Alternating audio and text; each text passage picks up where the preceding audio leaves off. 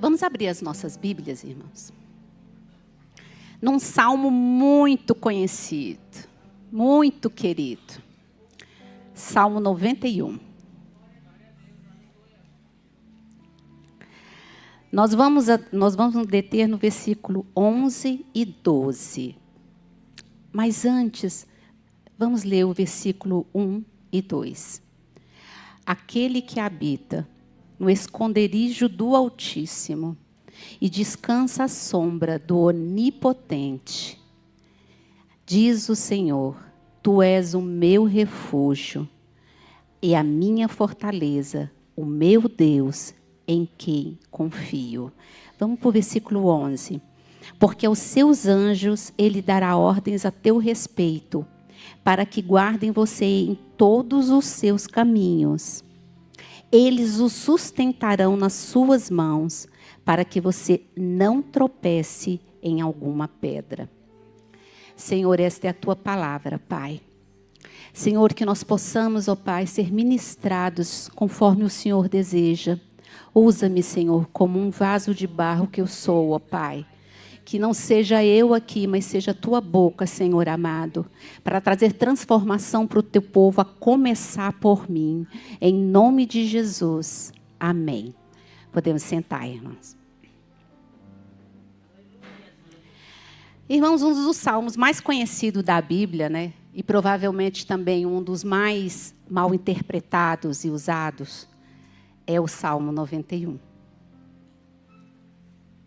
Este é aquele salmo assim famoso, que às vezes a gente entra na casa das pessoas e tem uma Bíblia aberta, né? Às vezes até coloca a Bíblia num lugar um pouquinho mais alto, assim, em pé, e perto da porta, e assim, e de crentes também, viu, irmãos? Não é só de pessoas que não são evangélicas, não. E está o salmo lá, a folha da Bíblia chega a estar amarela, né? Porque nem muda, chega a estar assim, a poeira. E assim, e esse salmo, as pessoas usam como se fosse um amuleto. Que se ele estiver aberto, aí você está protegido contra maldição, contra azar, contra doença, contra todo tipo de espíritos, né? De demônios. Vou deixar o Salmo 91 aberto aqui, que os demônios não vão entrar aqui na minha casa. Gosto muito do verso 7, que fala assim, 1000 cairão ao teu lado e 10.000 à tua direita, mas tu não serás atingido. Aí eles colocam o Salmo 91 na entrada da sua casa. Só que fazer isso, irmãos, é transformar a fé em superstição. É dar poder às palavras, mas não ao autor da palavra.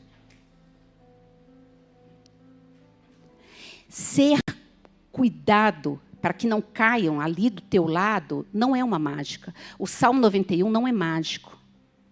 Ele é fruto de aliança com o Altíssimo.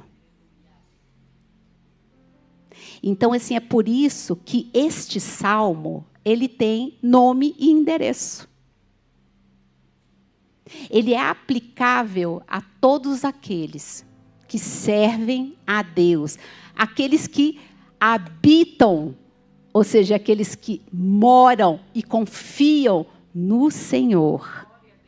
Porque esse versículo aqui, 1, quando fala aquele que habita, é aquele que mora. Então, são esses que confiam e descansam no Senhor. Porque os servos de Deus, o servo verdadeiro do Senhor, ele sabe que aqui, de acordo com a palavra de Deus, a verdade, meus amados, é que nós somos peregrinos nessa terra. Isso aqui é uma jornada. E aquele que nos livrou ali pelo sacrifício da Páscoa, Jesus Cristo, que nos libertou do pecado, nos trouxe salvação através da cruz, ele também vai prover o que nós precisamos para essa jornada. Até a nossa Canaã. Qual é a nossa Canaã? É a eternidade com Cristo. Essa é a nossa terra prometida. Só que, irmãos, nesse caminho só está coberto por essa segurança aqueles que moram e habitam na casa do Senhor. E que fazem dele o quê? A sua morada permanente. Aí esses sim estão cobertos por esse salvo-conduto, essa carta de segurança. Porém, há caminhos que não estão na promessa. Quando o Senhor diz assim que o povo está sendo destruído por falta de conhecimento, é porque nós lemos esse salmo e muitas vezes colocamos ele exatamente como um amuleto. Nada vai me acontecer porque ele está aqui aberto. Mas nós esquecemos, irmãos, que para ter as promessas do Senhor, nós temos que andar nos seus caminhos. E não são todos os caminhos que levam a Deus. A gente repete muito isso às vezes para as pessoas, né? Porque hoje em dia se fala muito assim, todos os caminhos, todas as religiões levam a Deus. E nós mesmos falamos assim, não, nem todos os caminhos levam. Mas, porém, quando nós lemos esse salmo, nós achamos que nós estamos com esse salvo-conduto onde quer que nós andemos. E não é bem assim que a palavra nos diz. Porque algumas trilhas, elas não são para o povo de Deus. E, na verdade, nem deveriam estar sendo trilhadas pelo povo de Deus. Caminhos que não estão nessa promessa. Vamos imaginar que eu gosto de ilustrar, antes de começar, para a gente entender. Pensa assim num seguro de carro, uma apólice. Você faz um seguro do carro. No seguro do carro tem certas coberturas, não é? Então, se acontecer alguma coisa, você está coberto por aquele seguro. Mas aí você não leu, não quis ler lá naquelas entrelinhas que está dizendo assim, que eventos naturais não cobrem o seguro. Aí, ou seja, se cai um raio no teu carro e dá PT nele, aí você vai correndo, não, mas eu estou coberto por isso aqui. Aí o segurador fala o quê? Não, não está. Isso. Caminhos de presunção. Confiar demais em si. Aquela arrogância espiritual. Né? Eu sou muito espiritual, eu não preciso assim, nem que Deus me conserte e faça as coisas porque eu estou fazendo tudo certo. Existem crentes que eles são tipo aquela Liga da Justiça, são os justiceiros de Deus. Só que esquece que Deus é soberano. E que fé e arrogância não podem caminhar juntos. Porque a fé ela tem que ser humilde em Deus. Esses caminhos, eles fazem com que a gente ache que a gente é super crente. E que muitas vezes a gente pode ficar na beira de um penhasco e que nada vai acontecer porque nós somos super crentes. Mas olha que interessante. Lá em Mateus 4, Satanás, quando vai tentar o nosso Deus, o nosso Senhor Jesus, ele usa o Salmo 91. Ele usa, sabe por quê? Porque o que Satanás quer é nos tirar da presença de Deus. E ele sabe muito bem como fazer com que o que está escrito aqui, para aqueles que não conhecem a palavra de Deus, sejam enganados. Então, ele chega e tem a arrogância de falar para o Filho de Deus o quê? Ele está tentando Jesus. Imagina o que ele faz com a gente. Se tu és filho de Deus, atira-te daqui abaixo. Porque está escrito que aos teus anjos dará ordem ao teu respeito. E Jesus rebate isso, dizendo, também está escrito. Isso lá em Deuteronômio 6. Não colocarás o teu Deus à prova. Por quê? Porque se Jesus fala, não, eu vou me jogar, porque eu sei que eu estou numa promessa, os anjos vão vir aqui e vão me acolher. Ele teria pecado contra Deus. E Jesus não pecou em momento algum. E isso já nos ensina uma lição. Princípios não são negociáveis. Princípios a gente não negocia. O Salmo está dizendo que eu sou guardada pelos anjos do Senhor, mas eu não vou botar o meu Deus à prova. Porque eu sei que se for necessário, os anjos estarão ali e vão me acudir. Então, hoje em dia tem uma inversão, né? Vamos botar Deus à prova. Põe não. Não põe não. Cuidado com isso. Deus é Deus. Nós somos seus filhos e seus servos. Caminhos de pecado, de desonestidade, de conformidade com o mundo. Quantas pessoas estão dentro das igrejas, se dizem servos do Senhor, mas eles andam exatamente como dita o mundo. A igreja, ao invés de transformar o mundo, está trazendo as coisas do mundo para dentro da igreja. E ainda dizem assim, não tem nada a ver. Eu sempre falo, irmãos, eu tenho uma birra com essa frase. Não tem nada a ver, para mim, assim, se tem uma senha no inferno, tem nada a ver. A pessoa entra. Sabe por quê? Porque tem tudo a ver. Lembre-se, Satanás usou o quê? Contra Jesus para tentá-lo. Atira-te, porque está escrito que nada vai acontecer com você. E será que a gente não está vivendo isso? Nesses caminhos errados? Caminhos de mentira? Caminhos de levantar falso? Caminhos de contenda? Esses caminhos não estão cobertos por essa promessa. Porque são quebras de princípios. Caminhos de mundanismo, de egoísmo, de ganância, de ambição. Nós estamos vivendo numa sociedade, irmãos, que é o ter que vale.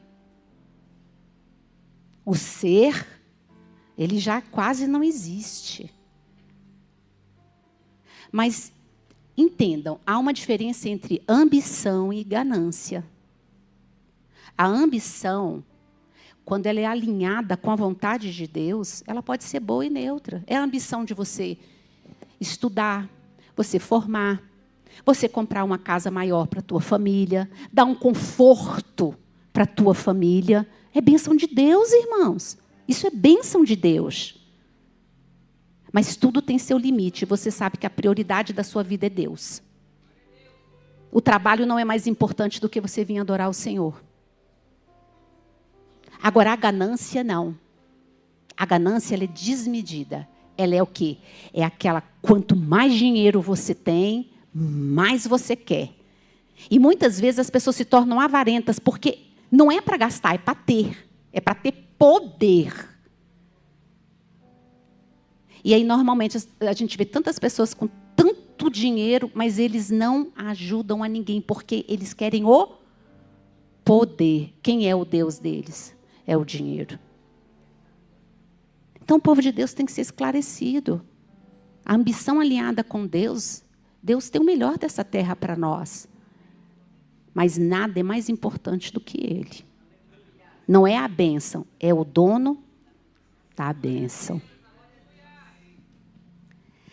Caminhos de adoração, da vontade. Irmãos, é impressionante quando você lê, quando você está vendo televisão, tanto que fala assim, seja feliz, que a vida é curta, né?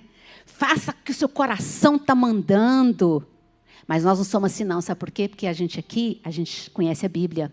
Aí a gente sabe que lá em Jeremias, o Senhor falou assim, corrupto é o coração. Não pode vir nada de bom de algo que é corrupto. Então eu não posso seguir meu coração. E muitas vezes a gente fala, não, eu vou fazer uma coisa, mas eu estou em paz. Não é assim? Mas a gente fala bem assim. Não, eu estou em paz, Deus está na causa. Será que essa paz é paz mesmo? É você que está se enganando. E ali não é a vontade de Deus para você, mas você está. Não, é porque eu estou em paz. Mas só que isso não muda o que Deus tem para a tua vida. Não vai mudar a vontade de Deus. Você vai estar em desobediência. Quando Deus falar para você consertar alguma coisa na tua vida, vá logo e conserte. Quando Deus disser, não ponha a tua mão e não faça tal coisa, fique quieto. Porque Deus sabe o que é melhor para nós. Caminhos, irmãos, de doutrinas errôneas. As pessoas não estudam mais a palavra de Deus.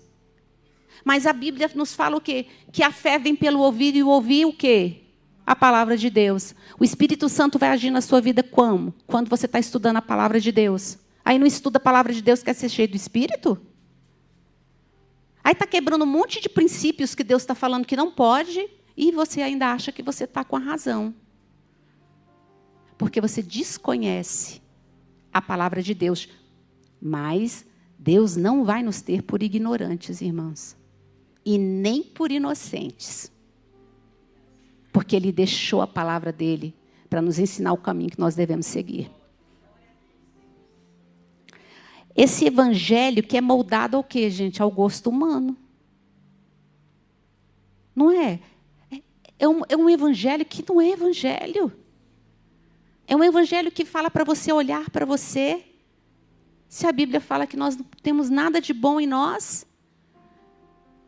Amados, um evangelho que não confronta o teu pecado, provavelmente ele não está vindo salvar a tua alma. Não está. Porque Jesus veio, o quê? Trazer arrependimento aos pecadores. Os pecadores têm que se arrepender e consertar a sua vida diante de Deus. Quando Jesus disse, vinde a mim, Jesus nos aceita como nós estamos. Mas nós não ficamos como nós estamos. Porque a Bíblia fala que nova criatura nós somos quando estamos em Cristo. E que aquele que roubava não vai roubar mais. Aí eles fazem o quê? Ó a coisa trucada, enganando. Vem como você está. Jesus te aceita como você é. Porque o que importa para Deus é o teu coração. Ó Satanás. E você não deixa o pecado?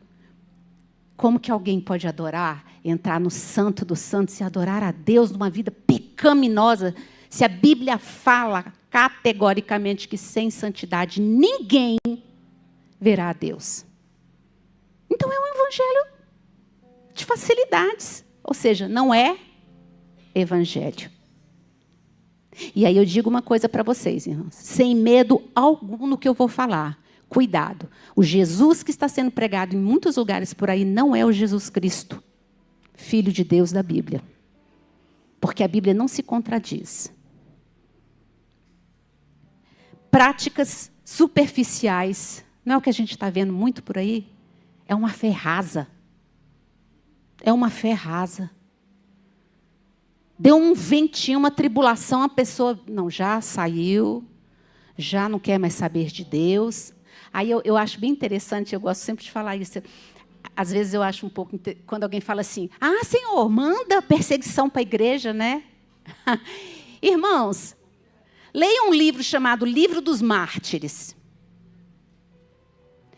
E vê se essa geração nossa está sendo educada e provada num cristianismo raiz. Eles eram ali devorados, famílias inteiras, crianças, bebês, mas eles não negavam a Deus. Sabe por quê? Porque eles tinham raiz no cristianismo. Agora a gente nega Jesus na mesa de um bar com os amigos do trabalho. Começa todo mundo a falar piada de Deus, aquela coisa toda, e nós não temos a capacidade de defender a nossa fé. Nós ficamos, calados. E aí a gente quer perseguição. Quer perseguição, nós já estamos vivendo. Felizmente a igreja hoje se briga tanto entre si que não está percebendo a perseguição que já está entrando naquelas portas. Ao invés de termos unidade e união em Deus, nós estamos o quê? Dividindo a casa, fazendo o que o inimigo quer. É isso que nós estamos fazendo. Então, um cristianismo sem raiz é só uma religião. É uma religião como qualquer outra. E religião vazia não salva ninguém. O evangelho, esse aqui, ele não vem para nos afagar o ego. Não é. Jesus disse que se você quiser segui-lo, você toma a sua cruz e negue-se a si mesmo. Então não tem lugar para o homem. Não tem. E aí a gente fica sendo moldada num evangelho que não nos ensina que o reino de Deus é maior do que eu, do que você. E é por isso que, independente dos problemas que nós temos na vida e das condições que a gente está, a gente vem louvar a Deus e prega a palavra dele, faz a obra dele, porque o reino de Deus tem que ser proclamado e nós somos servos desse reino. Não é sobre nós, é sobre o reino de Deus. Porque nós somos peregrinos nessa terra. Esse aqui não é o nosso lar. Nós estamos aqui por uma missão, um motivo. Que é servir o reino de Deus. Então a gente tem que entender que o reino de Deus é maior do que todas as coisas que a gente possa querer. Se não estiver alinhado com a nossa vontade, se não estiver alinhado, com a vontade de Deus, a nossa vontade ela tem que ser subjugada. Então, você pode perguntar, mas irmã Liliane, como é que eu vou saber assim, qual é a vontade de Deus? A Bíblia diz sobre os princípios. Se eu estiver quebrando um princípio, eu estou desfazendo, desobedecendo e ofendendo a Deus. Leis, princípios é para ser obedecido, não para ser questionado. Mas nós agora vimos aqui os caminhos que não estão cobertos por esse seguro. Não estão, irmãos. Não vos deixe enganar. Se estão nesses caminhos, essa segurança desse Salmo 91 não está alcançando sua vida. É simples assim. É simples assim. O evangelho é muito simples. Nós é que complicamos. Agora vamos ver os caminhos em que a segurança, essa segurança linda, está garantida.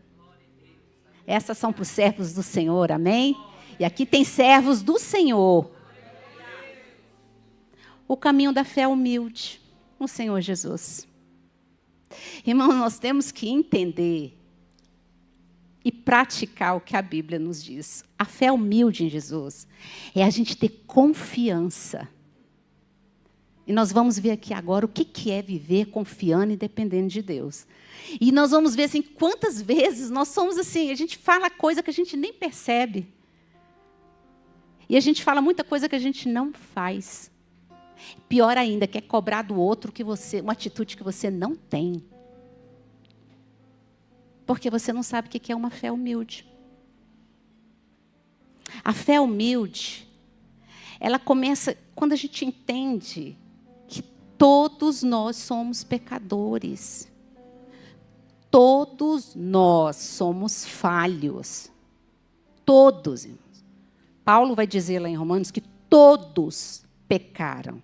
Então, eu não sou melhor do que o meu irmão. Eu peco, talvez muito mais do que o meu irmão. Então, eu careço da graça de Deus. E as pessoas estão confundindo muito graça com liberdade. Mas deixa eu falar uma coisa para vocês. Muitas vezes nós achamos que a lei mosaica era muito pesada. Mas a graça ela é muito mais pesada do que a lei de Moisés em si. Sabe por quê? Porque a lei mosaica, ela dizia assim, se você for pego em adultério, vai ser apedrejado. Mas você tinha que praticar o ato. Mas Jesus disse assim, ó, se você pensar, você já quebrou o princípio da lei. Se você, no Antigo Testamento, na lei mosaica, se você matasse alguém, fizesse o ato realmente de matar. Mas no Novo Testamento, a graça diz o quê? Se você se irar contra o teu irmão, presta atenção, irmão, isso é sério. Se você se irar contra o teu irmão, você já matou ele. E quantas vezes nós estamos matando os nossos irmãos com palavras? Quantas vezes nós estamos machucando pessoas com palavras? Mas aí nós nos achamos justos diante de Deus. Senhor, porque eu sou uma pessoa espiritual. Eu falo direto com Deus. Todos nós falamos. Não tem esse negócio de oração mais forte, oração mais fraca, não. Todos nós falamos com o nosso Deus. Jesus morreu naquela cruz para que eu e você tivéssemos entrada no Santo dos Santos. A sua oração é forte como a minha, quando o pastor Arley, da pastora Kelly, todos nós oramos e Deus nos ouve. A fé humilde é confiar que Deus está no controle e sabe o que é melhor para nós. Como isso é difícil, né, irmãos? Isso é difícil. Porque a gente, como humano, a gente tem aquela nossa limitação. Não, mas eu preciso fazer isso, Senhor, esse emprego não deu certo. Ai, Senhor, por que eu não consegui esse emprego? Porque Deus sabia que não era para você ir lá para aquele lugar. Mas a gente não, e a gente se revolta com Deus. Mas sabe o que é mais interessante? É que antes a gente fala, Senhor, se for da tua vontade, abre aquela porta, né? Não é? Olha como a gente mesmo se contradiz, né? Eu falo assim, Jesus ama muito a gente. Jesus ama muito a gente. É por isso que o amor dele me constrange todos os dias. A gente ora e fala, Senhor, se for da tua vontade, tá, abre essa porta. Aí você não consegue. Não era para você estar lá, mas você não aceita. Ah, não, Senhor, por que o Senhor fez isso comigo? Aí eu te pergunto, qual é a vontade que estava sendo feita? Era a sua. É como a criança, né? Criança, quando ela quer uma coisa, ela é a mais quieta, mais comportada do mundo, não é? Quando criança quer alguma coisa, não, mãe, prometo que nunca mais vou te responder. Isso aqui é aquela coisa mais linda. Mãe, deixa eu sair e fala não. Você entende que é isso que a gente acaba fazendo? É isso que a gente acaba fazendo. Então, a gente não está vivendo uma fé humilde. A fé humilde, ela nos ensina a seguir o exemplo de Cristo. No amor e no serviço. Jesus nos deu um exemplo, irmãs. Quando ele lavou os pés dos discípulos, e ele disse, eu estou dando exemplo para vocês. Se o Filho de Deus, que não teve pecado, ele ali se ajoelhou e lavou os pés daqueles homens, por que nós temos tanto orgulho e soberba para tratar os nossos irmãos? Por que tanta falta de amor? Jesus não nos ensinou isso. Ele não nos ensinou em momento nenhum a não amarmos o outro. Muitos fazem a obra de Deus para se aparecer, para que os outros vejam Ele. E não entende que um servo de Deus, ele faz a obra onde Deus quer, porque ele tem que ter o reconhecimento do Pai. Não é do homem. Porque ainda não entendeu que o corpo de Cristo é um corpo e todos nós fazemos parte desse corpo e somos importantes nesse corpo. Não dá para todo mundo ser coração, porque senão, se não tem pulmão, ninguém respira. Mas a gente quer o reconhecimento do homem. Sabe como a gente faz muito prova disso? É muito interessante assim. Você quer saber, tem um ditado que fala, você quer saber quem uma pessoa é, dá poder para ela, não é? Agora, você quer saber qual é o caráter dessa pessoa? Tira esse poder dela. Tira. Na hora, a pessoa extremamente espiritual, ela, não, isso eu não aceito. Então, não está aqui. Não vou ser um crente comum. Eu acho tão interessante isso, essa expressão, ser um membro comum. E nós todos não somos comuns, não somos filhos de Deus, não? Uma posição não nos faz diferente diante de Deus. Então, é para quê? Para que o homem veja o que você está vendo. Aí sabe o que é isso? Oferta de tolo. Deus não recebe. Porque o nosso trabalho também é uma oferta a Deus. Você não está trabalhando para ofertar a Deus, se você quer que os outros te vejam. A Bíblia vai dizer o quê? Você já ganhou aqui. As pessoas já te deram os louvores que você queria. A fé humilde, meus amados, não significa falta de dificuldade, vida numa bonança. A fé humilde não é que você vai ter saúde a vida toda.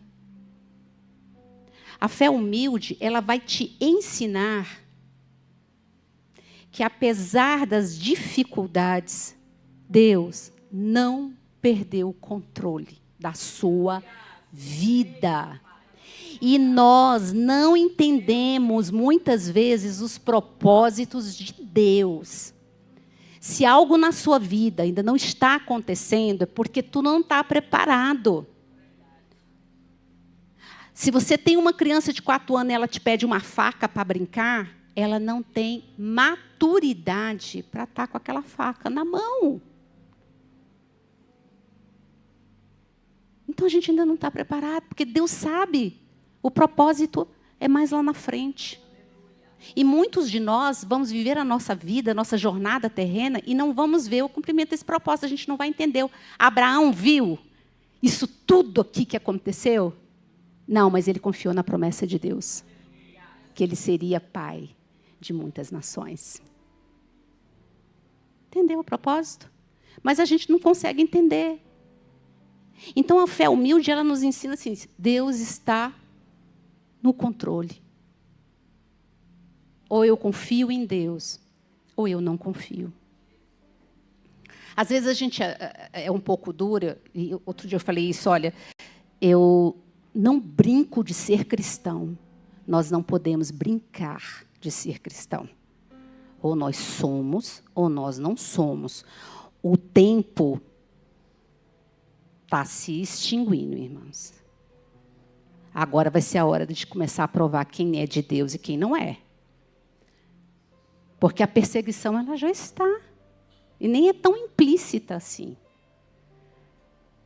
Vamos criar nossas raízes no cristianismo, para quando vier o vento, a gente balançar, mas a gente não quebrar. Mas para isso nós temos que estar enraizados aqui, em Cristo.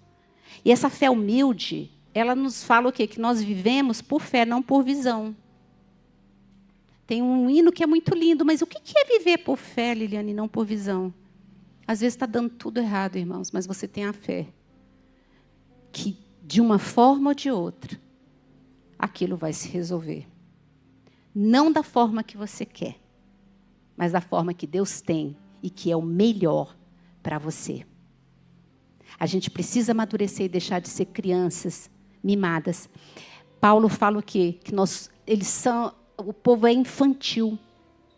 Não dá nem para começar a dar uma palavra mais forte, uma rapadura, porque está tudo no leite. No leite. Deus é amor. Deus é amor. Deus é amor mesmo, amor. Ele é amor. Senão a gente já tinha sido consumido. Todos nós. Mas Deus igualmente é ira. Ele é justiça. Deus é misericórdia. Mas Ele é santidade. Entendeu? O alimento mais forte. Então está dizendo o quê? Meu Deus é amor. Ele me ama. Deus nos ama.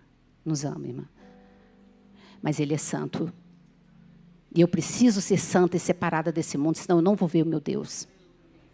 Mas eles só querem ficar no leite. Deus me perdoa, vou pecar, Deus me perdoa. Você não se arrependeu.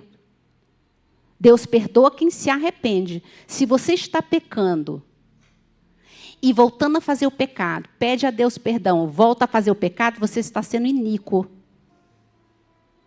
E Deus condena a iniquidade. Porque quando você se arrepende, você não volta a praticar aquilo. Mas a gente quer enganar Deus. dizendo, ai, Senhor, eu me arrependi, eu não vou fazer isso nunca mais. No outro dia você está fazendo. Não houve arrependimento. Então, a nossa fé, ela não pode estar sendo pautada nisso, irmãs. Num evangelho que se fala que Deus só é amor. Porque Ele é justiça e nós todos vamos, um dia, diante dEle, dar conta de todos os nossos atos. Mas aí deixa eu te falar uma coisa, não precisa se preocupar com a vida do seu irmão, não, porque Deus vai cobrar de você a sua vida, não é a do seu irmão. Não é a do seu irmão. Eu falo isso com muito amor. Mas é porque às vezes a gente começa a só ver a vida do outro é isso, para esquecer da nossa.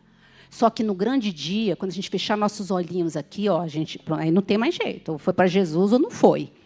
Que chegar lá no grande, ele não vai falar, ó, o que fulano fez lá na terra? Não, ele vai falar assim, o que você fez e por que você não fez. Então, a gente precisa aprender a dar conta da nossa vida, porque é a nossa vida, primeiro, que nós vamos dar conta a Deus. Não é a do nosso irmão. Mas você pode orar pelo seu irmão. Deve, aliás. A gente deve orar pelos nossos irmãos. Mas a gente deve cuidar da nossa vidinha, porque você que sabe o que Deus tem para a tua vida. O que Deus tem para você não é para mim, é para você. Nós estamos seguros no caminho da obediência, da palavra do Senhor. Só que nós hoje vivemos uma obediência, assim, relativa. Eu obedeço a Deus nessa área, mas nessa outra área aqui não. Só que a obediência, ela é na sua vida inteira. Começar no coração. Porque é com o coração que você vai amar a Deus acima de todas as coisas. Na sua mente. Ser obediente, sabe o quê? Trazendo à memória as coisas que te trazem esperança. Transformando a sua mente pelo poder do Espírito Santo. Só através da obediência, meus irmãos. Na sua conduta. Diante de Deus e dos homens. Quantas pessoas vêm e põem uma aparência e quando sai pelas portas... sonega imposto, não paga suas contas, tira daquele que tem menos. Quantas pessoas têm as secretárias do lar e não pagam em dia? E se diz servo de Deus. Isso tudo são pequeninhas coisas do dia a dia, irmãos, que se chama desobediência.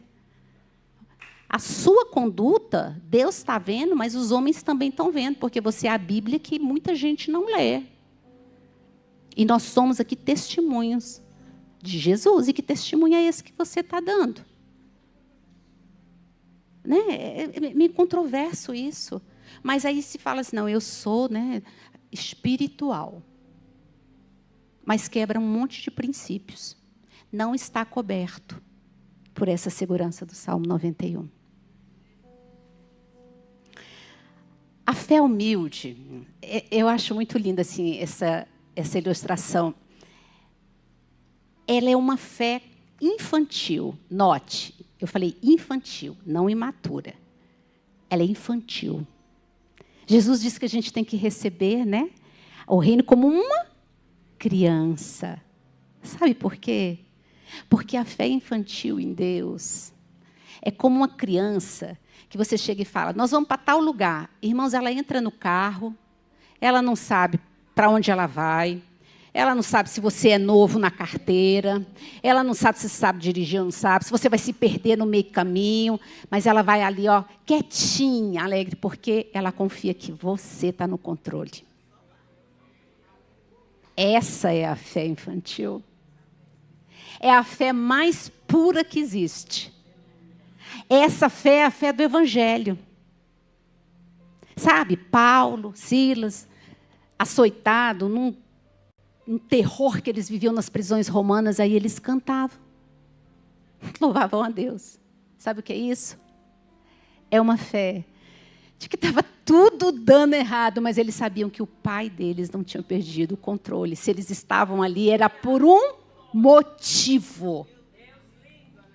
Essa é a fé infantil que muitos de nós não estamos tendo.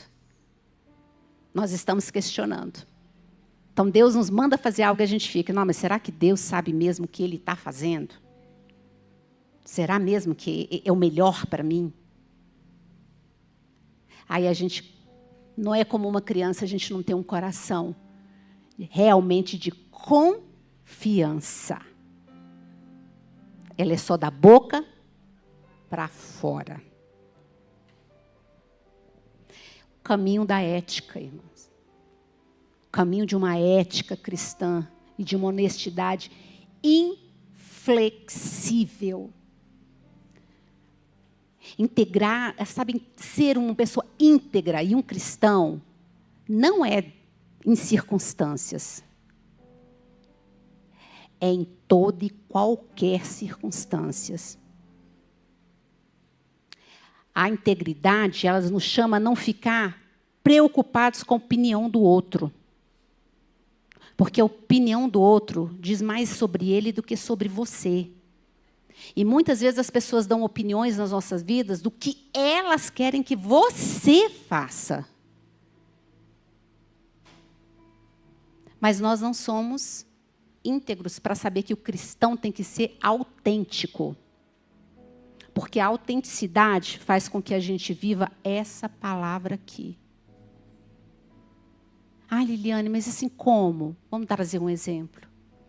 Às vezes a gente tem diversas dificuldades financeiras. Todo mundo aqui passa por perrengue, irmãos. A vida da gente é assim. Aí você te lança ali um contrato que você pode ganhar alguma coisa nele, ou um dinheiro que pode vir fácil. Aí você fala, ixi, aquele valor, ó, se a gente não faz isso. Nossa, é o valor que era da minha dívida, é de Deus. Irmãos, é sério, a gente faz isso. Não, o valor exato é de Deus. Mas você sabe que aquilo ali está sendo fruto de furto, de roubo. E você está dizendo que é de Deus. Sendo que lá, Deus disse, não furtarás. Não roubarás. Isso é princípio. Princípio a gente não quebra. Aí você vê se o cara é cristão mesmo. Você olha e fala, não. Se eu estou fazendo alguma coisa ilícita aqui, a Bíblia vai dizer que tudo me é lícito, mas nem tudo me convém. Ela vai dizer que tudo me é lícito, mas eu não vou me deixar dominar por nenhuma delas. Então eu não vou fazer. Porque se meu Deus quiser, Ele me ajuda. Se Ele não me ajudar, eu vou viver no controle do que Ele tem para mim. Essa é a integridade inflexível. E quantos princípios nós não estamos quebrando? Quantos princípios a gente não está quebrando? Então, assim, é uma reflexão que nós temos que trazer se estamos cobertos por esse salmo aqui ou não. O caminho, meus irmãos, da consagração a Deus e da busca da graça. Santidade, amados. Não é você usar uma roupa lá embaixo, não cortar o cabelo, não se arrumar. Santidade não é tudo você vê pecado, porque tem pessoas que vê pecado em tudo, né? Tudo, não vou numa festa de aniversário, porque eu não vou estar junto dos pagãos, ainda fala isso. E você vai falar de Cristo como? Jesus deu exemplo que Ele comia com os pecadores, com os publicanos. Mas você se acha melhor que Jesus e você não pode ir comer com pessoas que não conhecem Jesus? Como é que você vai falar de Jesus? Ninguém vai te obrigar a beber, toma um refrigerante. Você fala do Evangelho com as suas ações. Então a gente tem que ser separado. Ser separado, nós estamos no mundo, amados. Ser separado do mundo é não nos conformarmos com o que Ele diz que é certo. Não convém para mim ficar bebendo e me embriagar, porque eu vou dar falso testemunho, um testemunho terrível do meu Deus, que eu digo que sigo. Mas eu vou falar de Cristo para as pessoas que estão ali. É isso. é buscar a graça de Deus. E é pela graça que a gente consegue vencer nessas circunstâncias, é pelo Espírito Santo, irmãos. Nós não somos nada, não. Nós somos pó. Não vamos nos esquecer disso, nós somos pó e para o pó nós vamos voltar. Tudo é o Espírito Santo. Toda boa dádiva, ela vem de Deus, não é da gente. Mesmo quando alguém vem, te abençoa de uma certa forma, é Deus que está levantando aquela pessoa para te abençoar. Então essa é a fé. É a fé humilde. É o andar com Deus. No primeiro versículo, que ele fala aqui, aquele que habita. Você mora no esconderijo do Senhor? Você mora com Deus? Você tem intimidade com Ele?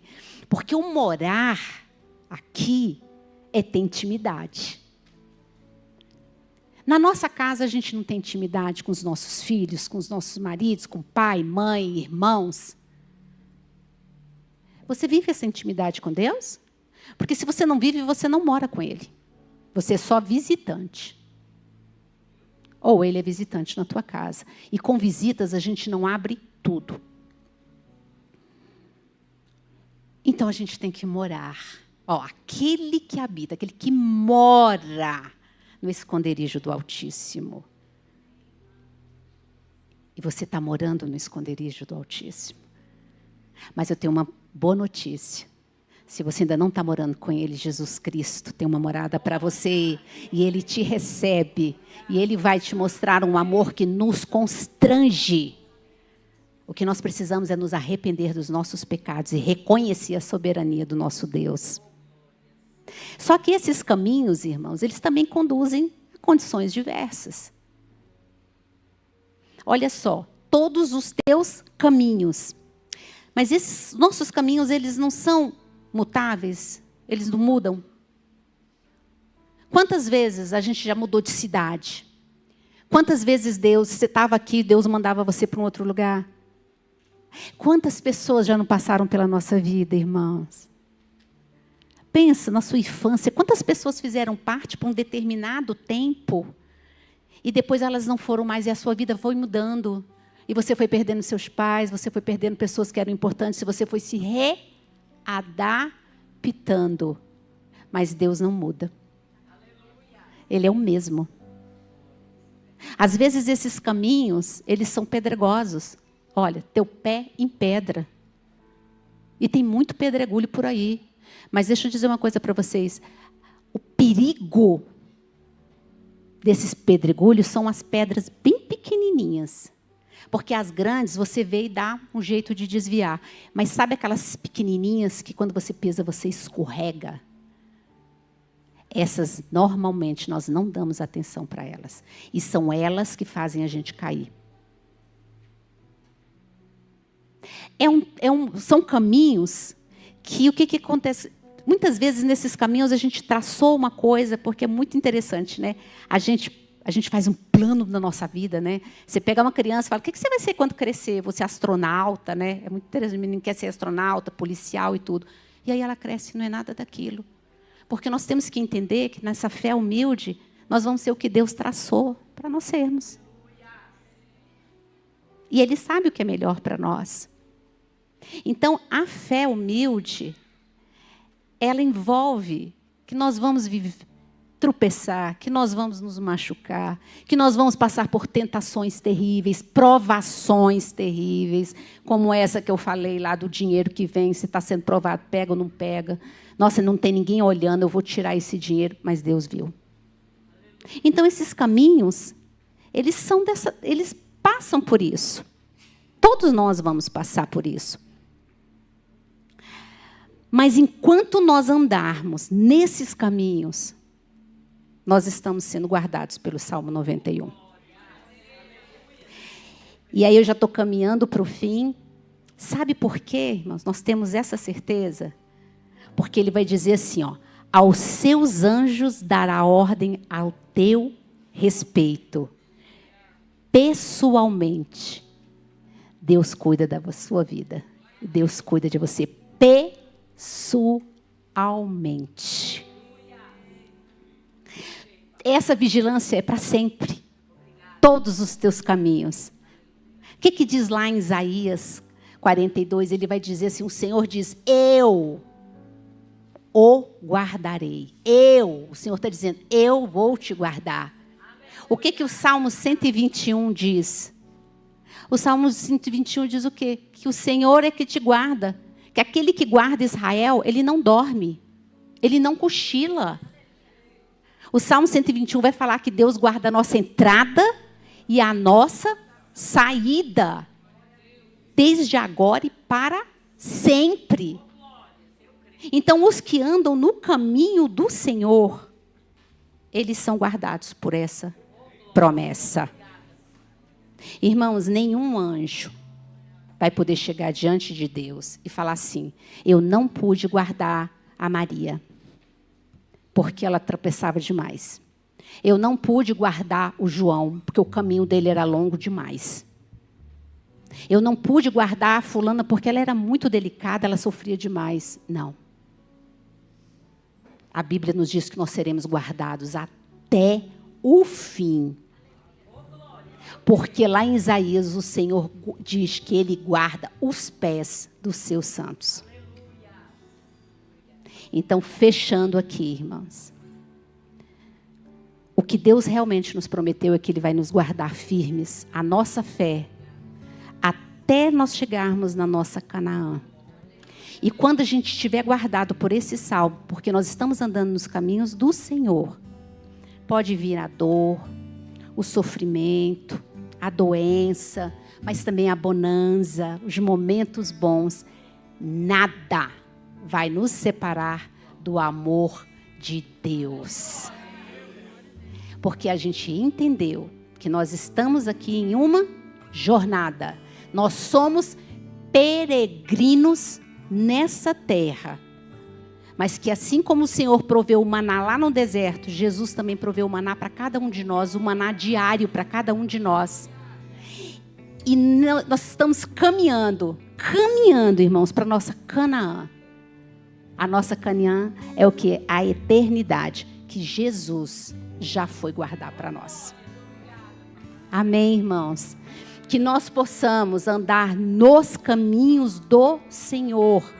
E tenha a certeza que se você está andando no caminho do Senhor, aquele que habita no esconderijo do Altíssimo, a sombra do Onipotente descansará, é aplicável para você e para mim. Amém, irmãos? Vamos dar uma salva de palmas para esse Deus maravilhoso.